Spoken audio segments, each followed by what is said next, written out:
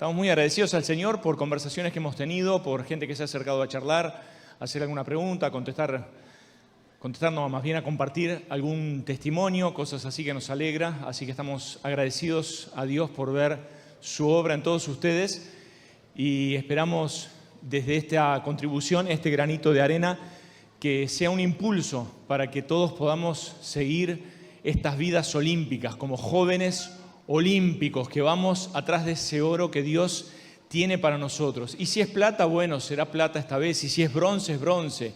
Y si, bueno, esta vez lo importante es competir, lo importante fue competir, pero seguir, cosa de que en el correr de las semanas, de los meses, de los años, podamos ir recibiendo más galardones que el Señor nos da, porque hay una recompensa, de lo cual no vamos a hablar.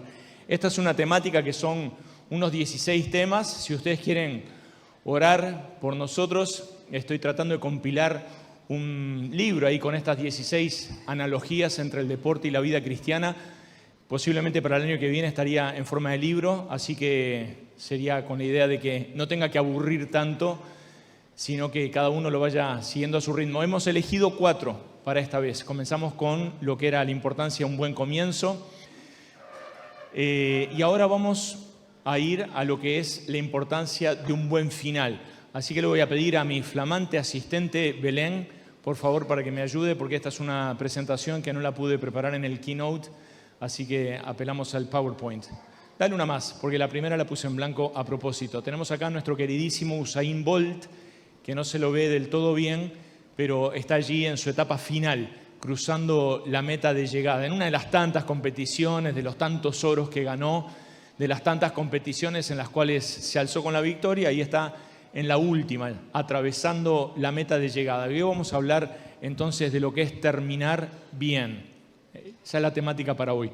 Así que vamos a leer en 2 Timoteo, si no les parece mal, y mi intención sería ir a 2 minutos, no pasarnos de 2 minutos en esta charla. Ustedes saben que mis minutos son los minutos más largos de la historia, pero más o menos vayan calculando ahí unos, 25, 30 minutos, una cosa así. Depende cómo se pongan, depende qué tan participativos y tantas preguntas hagan. En fin, 2 Timoteo, capítulo 4.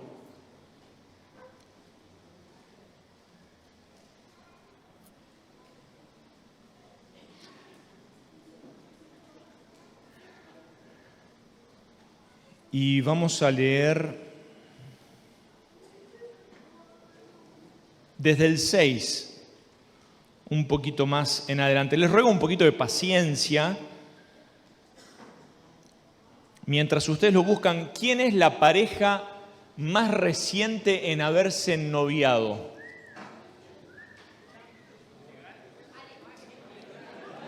Legal, sí. 4 meses, ¿quién da menos?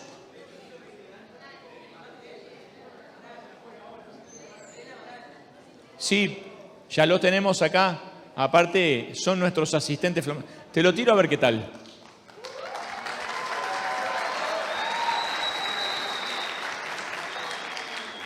Es un librito de instrucciones para parejas. No es que necesiten las instrucciones, es para que las lean y las compartan con otros. Vamos entonces desde el versículo 6 en adelante, porque yo, está diciendo el apóstol Pablo, yo ya estoy para que me hagan una fiesta de homenaje con canilla libre, festejos y fuegos artificiales. Yo ya estoy para ser sacrificado y el tiempo de mi partida está cercano. Hay personas que tienen discernimiento espiritual y ese don profético sumamente afilado. No tenemos tiempo de entrar en esto, pero es un deleite ver personajes en la Escritura que tienen un discernimiento así. A veces el Señor nos permite alguna gente así que sabemos que tienen ese don, ese discernimiento, esa capacidad profética para sí mismos, para otros, que es una bendición y a la vez también es un peso. tener ese tipo de discernimiento. Pero en este caso el apóstol Pablo, que ya había estado jugueteando con la muerte en varias ocasiones, ya había padecido más de un naufragio, en un momento sale de un naufragio, lo pica una víbora mortal, se la sacude, la tira ahí, y la gente se queda así esperando que se muriera. Dice, este hombre es inmortal, no se muere más. Es que el tiempo no le había llegado. Ahora el tiempo sí le ha llegado y él lo sabe, es consciente, ya sabe que el reloj está llegando a sus últimos minutos. Él ya se ve cruzando esta línea de llegada y dice, el tiempo de mi partida está cercano, he peleado la buena batalla, he acabado la carrera, he guardado la fe. No te pienses, esto lo estoy diciendo entre paréntesis, no te pienses que vamos a estar en esta vida cristiana sin tener que pelear. No es un llamamiento a ser pendencieros, a ser beligerantes, a ser personas que son rebeldes, son contenciosos, díscolos de comportamiento. Es que estamos en una lucha, ya lo dice el Señor, estamos en una lucha espiritual. Tenemos lucha, no contra carne y sangre, pero tenemos lucha contra lo peor del infierno. Y estamos para pelear, y estamos para correr, pero estamos para pelear, solo que nuestras armas no deberían ser las armas de la oscuridad. El enemigo que se sube al ring contra nosotros sí pelea sucio. Él golpea por debajo del cinturón. Él utiliza cosas que pertenecen al reino de la oscuridad. Y a veces nos va a tentar a nosotros esgrimir las mismas armas. La mentira, las cosas con doblez, cosas conversadas en los pasillos oscuros de la murmuración, de lo que es ir en desmedro de otras personas, de lo que es atacar autoridades. Sin embargo, nada de eso cuenta con la bendición y las promesas de Dios. Estamos llamados a pelear, pero con las armas de la luz. Y la buena noticia, como dice Juan, es que las tinieblas nunca prevalecen contra la luz. La luz siempre prevalece. Como decía Corrie ten Boom, no sé si les hablé de ella, no me entusiasmen porque no paramos más. Corrie ten Boom decía, la luz más pequeña resplandece en la oscuridad más profunda. La oscuridad no puede con la luz y es a eso a lo que el Señor nos ha llamado. Termina el versículo 7 diciendo, él ya se da por terminado, ¿no? Ya está del otro lado, está alzando las manos ahí, pero sigue. Dice, por lo demás me está guardada la corona de justicia, la cual me dará el Señor, juez justo. Ah, bendito Dios, si miramos la justicia enferma y retorcida de este mundo, es un vaso de agua saber que en algún momento estaremos delante del juez justo en aquel día, y no solo a mí, sino también a todos los que aman su venida. Procura venir pronto a verme, porque Demas se está haciendo el vivo y no me está preparando. Demas me ha desamparado, amando este mundo y se ha ido a Tesalónica. Crescente fue a Galacia y Tito a Dalmacia. Solo Lucas está conmigo. Toma a Marcos y tráele contigo. ¿Se acuerdan de Marcos? Juan Marcos es este. Porque me es útil para el ministerio. A Tíquico lo envié a Éfeso. Trae cuando vengas el capote que dejé en Troas en casa de Carpo y los libros, mayormente los pergaminos. Alejandro, qué pena que a veces aparece algún Alejandro en la Biblia y uno dice, ¡oh, ahí estamos, ahí estamos! Alejandro el calderero me ha causado muchos males. Hay algún otro Alejandro que se destaca un poquito más, pero este nos deja defenestrados. Acá tenemos la posta de un Alejandro que la dejó tirada por ahí o caminando para el otro lado. Hay que llevarla y revertirla. Guárdate tú también de él. Bueno, vamos a ir hasta ahí nomás. Amados, en este último episodio y esta última reflexión, tengo 3 premios más. Pero vamos a hablar de algo que me parece que es importante. Esta es una temática en la cual me gustaría abarcar un poquito a aquellos que se consideran caídos o malheridos o desanimados por alguna derrota.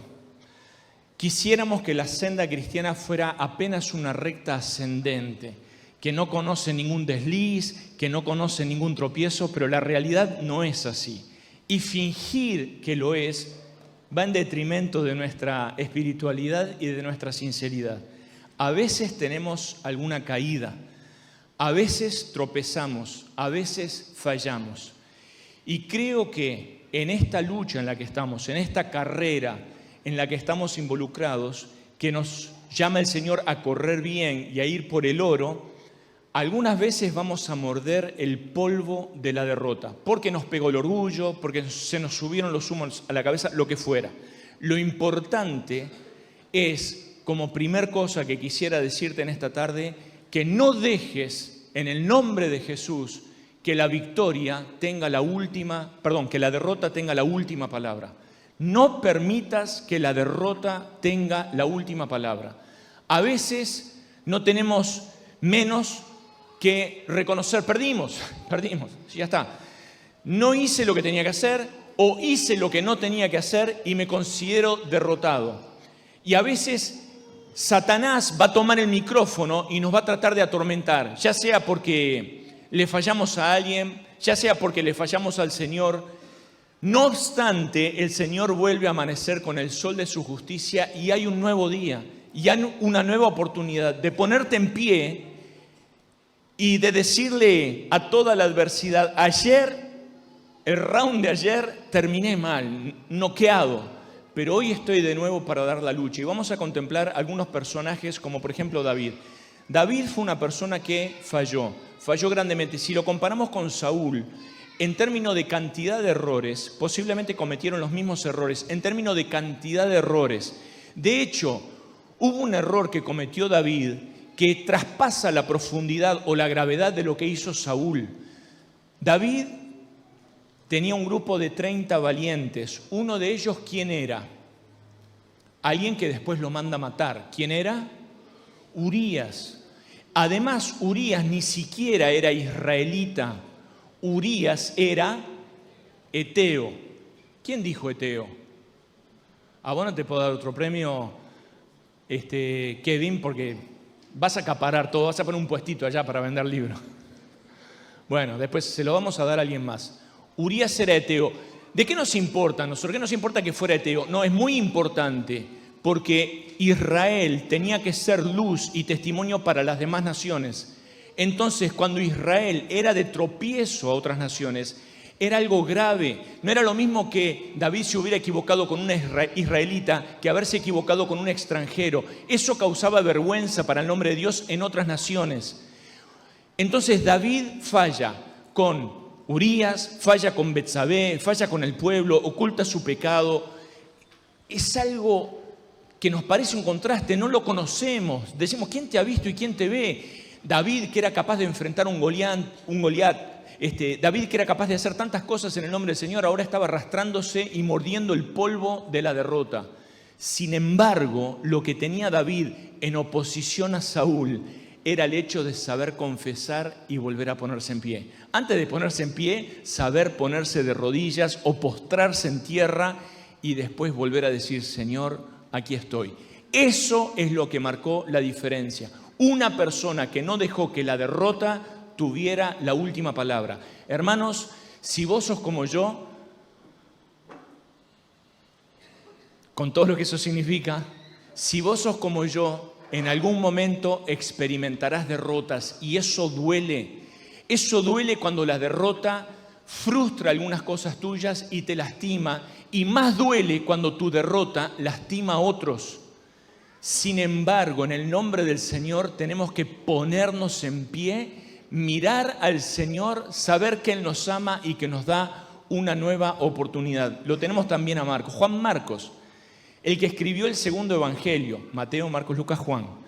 Juan Marcos es aquel que, andando con Pablo y Bernabé, que es entendible porque estos dos andaban conectados a 220 todo el tiempo, predicando, evangelizando, para acá, para allá. Juan Marcos en algún momento hizo lo que en buen criollo diríamos patriquear. ¿Se entiende este término? Es un neologismo raro. Patriquear es ir para atrás, patriquear. Bueno, después lo buscan. En algún diccionario tiene que estar esto. Perdón.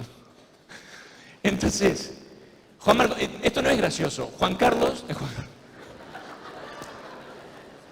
Esas hamburguesas estaban bravas, muy ricas al paladar, pero ahora estamos vivenciando los efectos colaterales.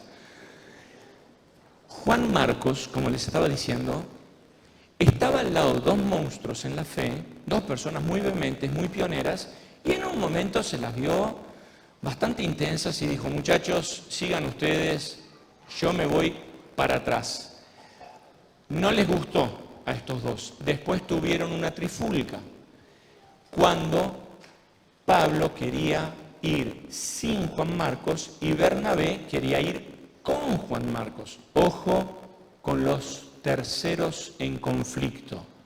A algunos de ustedes esto les va a pasar por la estratosfera, no es para ustedes, pero para otros.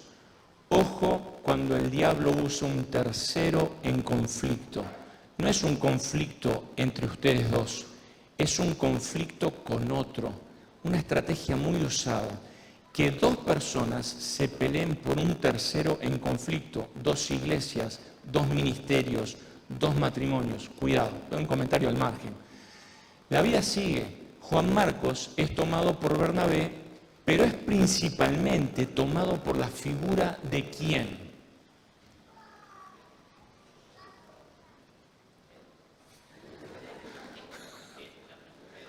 ¿Quién lo toma? Alguien está diciendo ahí, bien, mira, te voy a regalar este para que lo converses con otros. Es un nombre casi pornográfico el de este libro. La verdad desnuda, 30 preguntas acerca del sexo.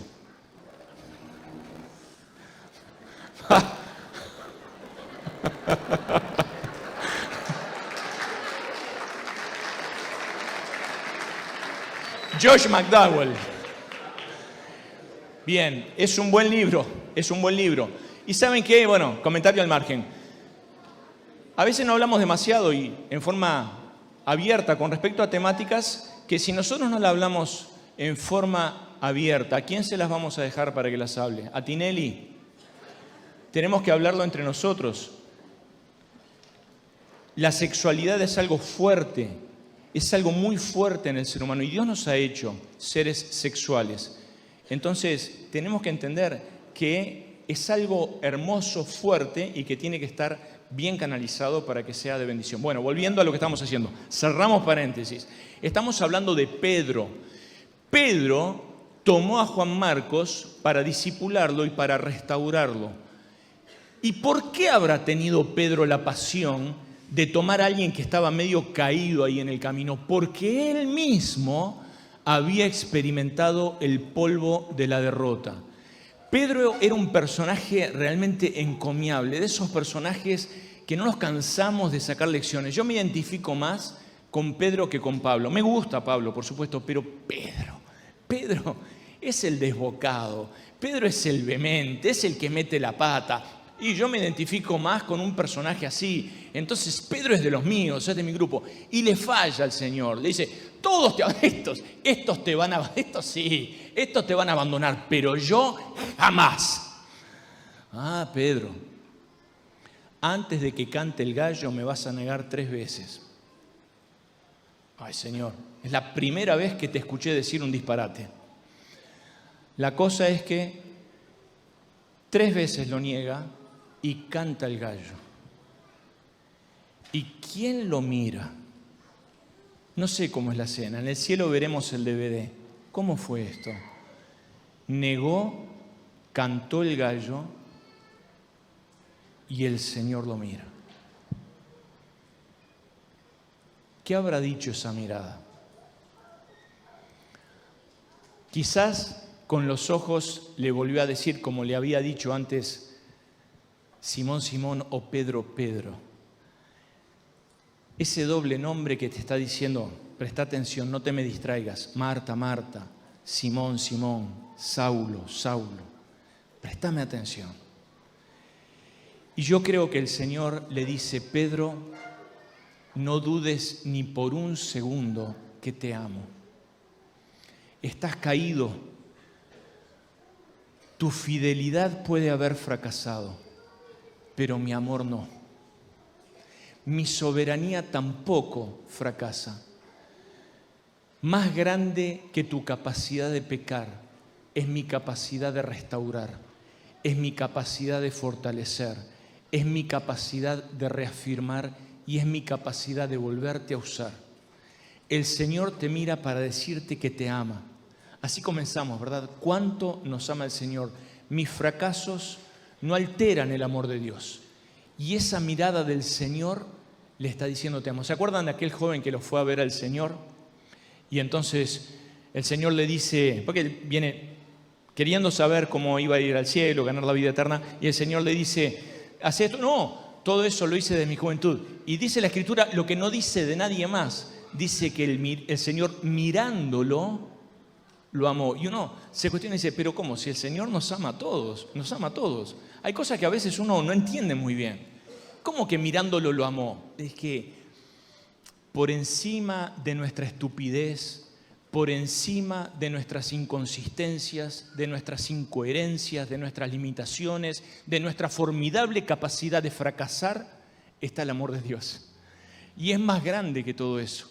Y es capaz de restaurarte. Es capaz de tomarte y restaurarte. Y Pedro se fue y lloró amargamente. Amados, si ustedes son como yo, en algún momento van a llorar amargamente. En algún momento se van a conmover. Porque nuestra propia debilidad a veces nos pega muy fuerte y se nos van las ganas de algo. Y la voz de Satanás puede ser muy aguda, diciéndonos de esta no te levantás más, de esta no vas a poder salir. Y no es necesario cometer un pecado de excomunión para sentirse mal, para sentirse derrotado. Tan solo es necesario estar en el ring. Tan solo es necesario estar en el agua para que te empieces a hundir.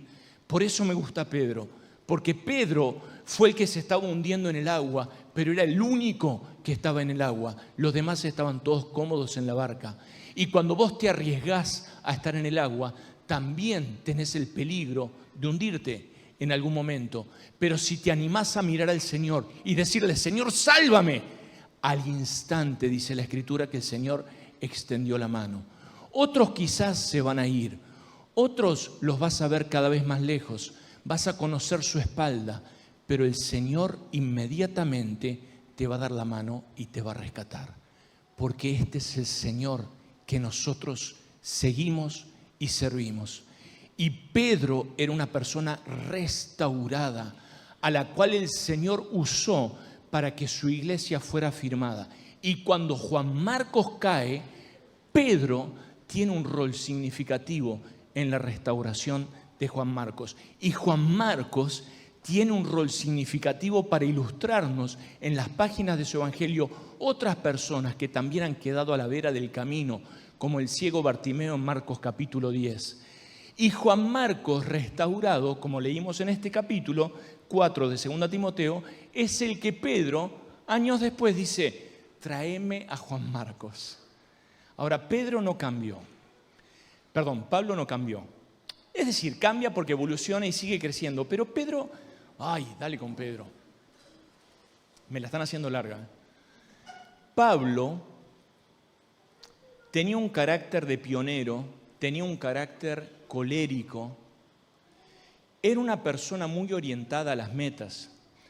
Hay algunas personas referentes en la fe que no son muy de esos que están ahí apañándote cuando tenés un momento de plafón emocional. Vos estás en un bajón espiritual, querés que se te acerque ese hermano que es como un oso de peluche, que viene y te dice, dale, pochito, dale, tranquilo, te entiendo. Bueno, Pablo no era así. Pablo venía, te pegaba una patada, te daba un cachetazo y te decía, ponete las pilas, lleva la cruz y vamos arriba que yo estoy en la misma, mirá los azotes que tengo en la espalda. Entonces, Pedro era el colérico, más orientado a las metas que a tratar de apachuchar a las personas que están cerca de él. Entonces, ¿qué dije? ¿Pedro o Pablo? Ya estoy confundido. Usted traduzca, que el Señor traduzca y ponga las cosas. Después se edita, estos videos se editan después. Entonces, Pablo sigue, Pablo ahora. Pablo, el que no era así, el que es colérico es Pablo. Pablo es una persona colérica. Y Pablo usa un poco a las personas, pero no usa en el mal sentido de abusar, porque él es el pionero, él está en el frente, él es el rompehielo, es ese barco que está rompiendo el hielo y él sabe lo que es estar luchándose mano a mano con lo peor del infierno. Entonces, Él necesita personas en su equipo que tengan ese temperamento, ese temple para soportar adversidades. Y cuando alguien se le va para atrás se enoja, pero lo vuelve a pedir. Pero fíjense la sutileza que nos muestra la Escritura. Lo vuelve a pedir y dice, tráelo a Juan Marcos. ¿Por qué? Porque ahora está restaurado. No dice así, dice tráelo porque me es útil. Es una persona que está muy orientada hacia las metas, entonces forma un equipo con personas que le sirven. ¿Me explico? Bueno, esto es un capítulo aparte. Lo importante es que Juan Marcos es restaurado. Veamos otra vida. Bueno, la de Pedro ya la vimos. Hermanos, no permitamos que la derrota tenga la última palabra. Y si fuera lo último que quisiéramos decir acá, entonces quedémonos con esto. Vas a estar involucrado, te vas a meter en la cancha o ya estás en la cancha y el Señor te va a dar más responsabilidades. Puede ser en la cocina, puede ser cortando el pasto en la iglesia, puede ser en la edificación, puede ser en los ministerios de adolescentes, jóvenes, niños, puede ser con las personas. Ecléctico, ¿no? Se dedicaba a un montón de cosas a la vez. Culpable también. Y estaba haciendo este cuadro y la primera persona en hacer parece que fue el Señor Jesús. Eligió un joven que era sí, el prototipo de la humildad, la belleza, perfecto. Pasaron los años y se había dormido en los laureles, estaba haciendo otras cosas. Así que el clero le decía, ahí maestro, ¿para cuándo el cuadrito de la cena? Así que al final se puso a terminarlo y le faltaba uno de los últimos personajes, era Judas. Así que se metió en las tabernas ahí a encontrar el personaje que fuera el emblema de la maldad, ¿verdad? Y ahí encontró un hombre, todo con cicatrices, mal, la mirada de traidor. Dice, se lo llevó al estudio, lo empezó a pintar y cuando estaba terminando, ese modelo le dice, ¿ya no conoces a quien posó para Jesús, maestro? Esa misma persona que estaba posando para Judas, años atrás había sido el modelo para la figura del Señor Jesús. Con lo cual te estoy ilustrando que nosotros no deberíamos dormirnos en los laureles. Hoy podemos ser un buen ejemplo. Hoy podemos ser un golazo. Hoy podemos ser un buen jugador de equipo, un buen miembro de iglesia. Pero si nos dormimos en los laureles, las corrientes de este mundo, paulatina y seguramente nos van a estar llevando lejos de los puertos de Dios a otras aguas profundas que nos van a desfigurar. Y se va a producir aquel quién te ha visto y quién te ve, no de la mujer samaritana que pasa de mal para bien, sino de aquellos que pasan de bien para mal. Una pena cuando alguien se deteriora de esa forma. Yo ya tengo 57 años, sé que no parezco, pero tengo 57 años. Y he visto personas mucho, mucho mejores que otros que de repente vemos en la actualidad. Personas con talentos envidiables, con una santidad, con un poder de Dios para ser de bendición tremendo, que a mí me edificaron y me bendijeron tremendamente. Y hoy están muy mal, naufragando en la fe. Por eso, hermanos, cuidado.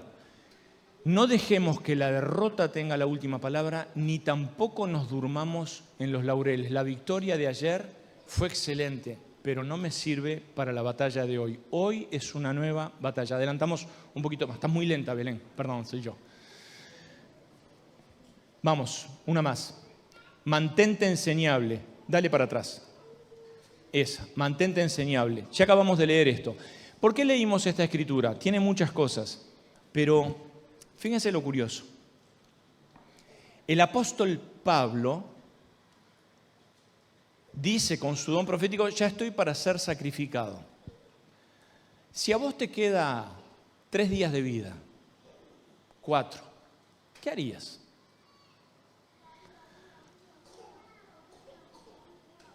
He peleado, he corrido, he guardado la fe, pero sigue. Y ya no está pensando, dicen que fue decapitado. Pero no está pensando en su cabeza rodando por el suelo, cayendo en un balde. Él está pensando en su cabeza recibiendo una corona de vida, que es la visión que nosotros tenemos que tener. Es la visión eterna. Hay cosas que son temporales, pero pongamos nuestra mirada en lo eterno.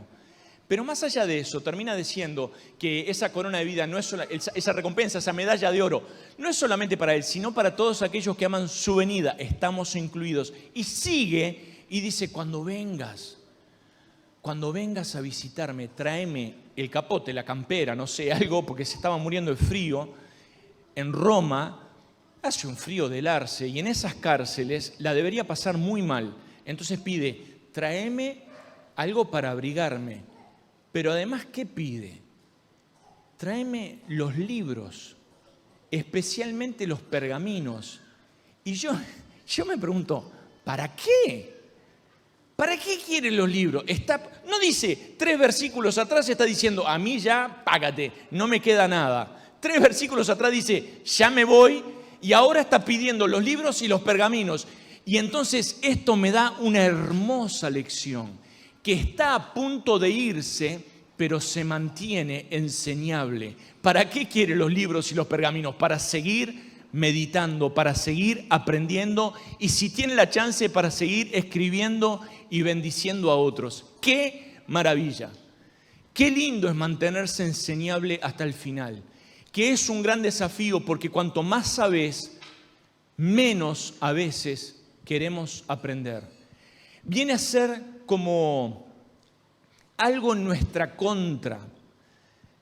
Viene a ser como que estuviéramos inoculados con respecto a otra cosa. ¿Vieron la vacunación? Te vacunan contra la tifoidea. Yo no sé mucho de esto, pero digo, te vacunan contra la tifoidea. Lo que te hacen es que te ponen un poquito de tifoidea para que tu cuerpo desarrolle defensas. Ojo, después los médicos me pegan al final, pero lo estoy explicando a lo bruto.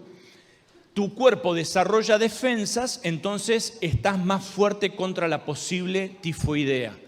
A veces nosotros estamos inoculados en la fe porque tenemos un poquito de algo y ya decimos, ya está, ya rechazamos todo. Vamos a hablar de Jonás. Jonás, ya me lo conozco todo, sí, el pez grande, la ballena que vino y se lo tragó, ¡blup! Se lo tragó.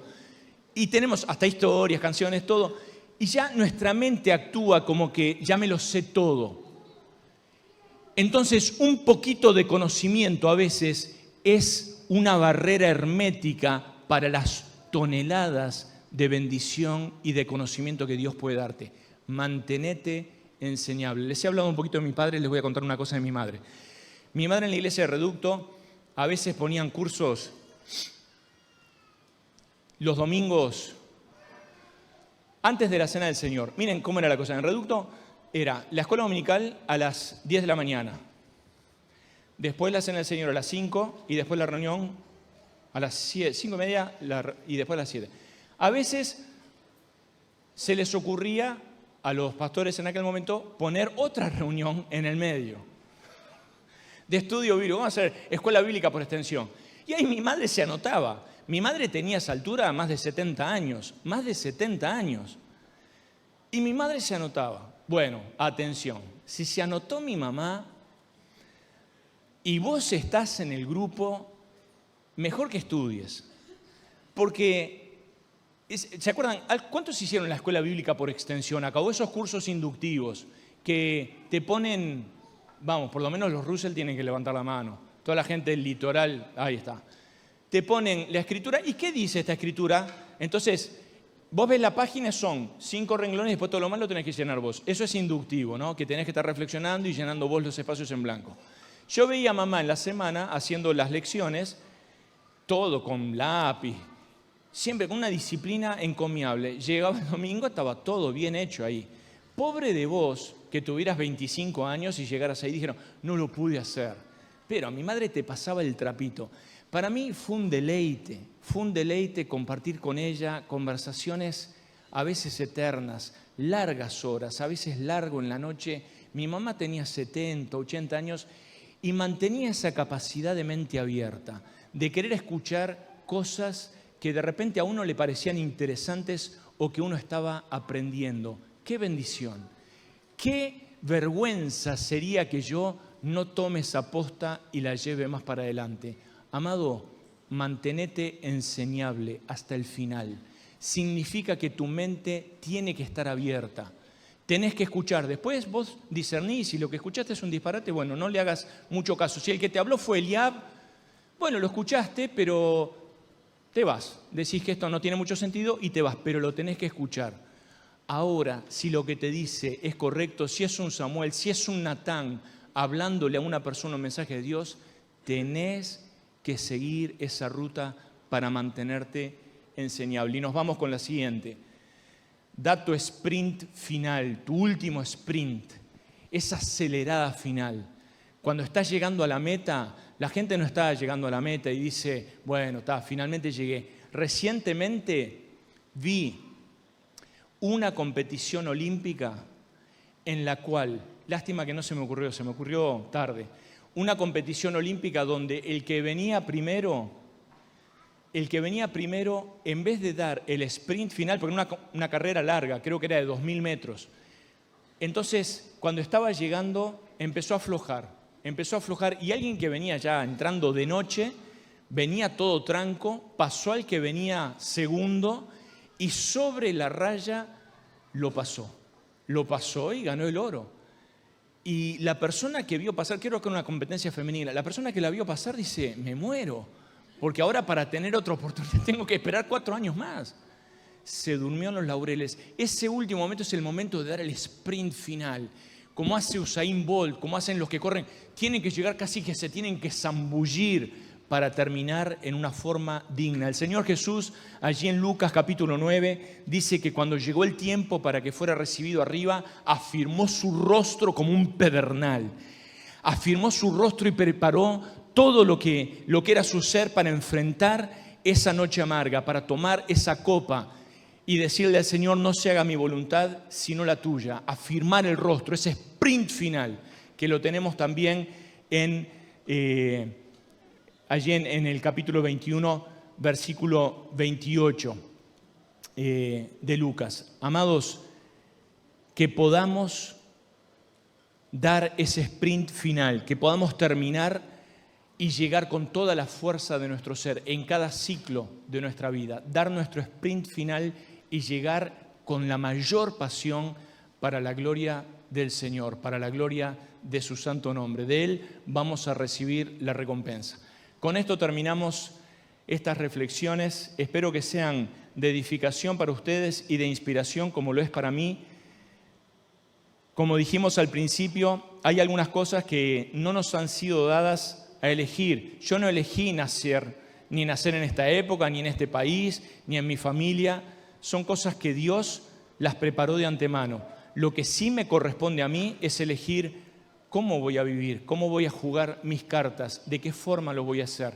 Y hemos recorrido algunas cosas que me parece que son muy fundamentales para que todos acá nos llenemos de medallas olímpicas, espiritualmente hablando, y que le demos gloria al Señor y que podamos servir a otros. Empezar bien, correr bien, terminar bien, mantener este tipo de principios, saber en qué uno es bueno y moverse dentro de eso, permitir que Dios nos use para su gloria y honra. Que el Señor nos bendiga. ¿Qué les parece si nos ponemos en pie para terminar y le entregamos este tiempo final al Señor?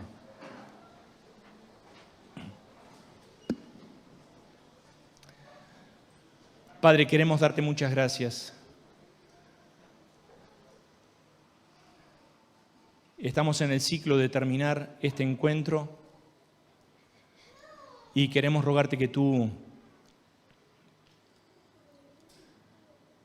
reafirmes nuevamente tu palabra en nuestros corazones. Quiero pedirte, Señor, por algunas personas que han experimentado derrotas o pérdidas. Atrás de rostros felices que vemos aquí, jovencitos, muy hermosos, a veces hay corazones muy heridos, con algunas ataduras satánicas que causan mucha tristeza. Quisiéramos pedirte en la forma más amable, pero a la vez también en la forma más vehemente,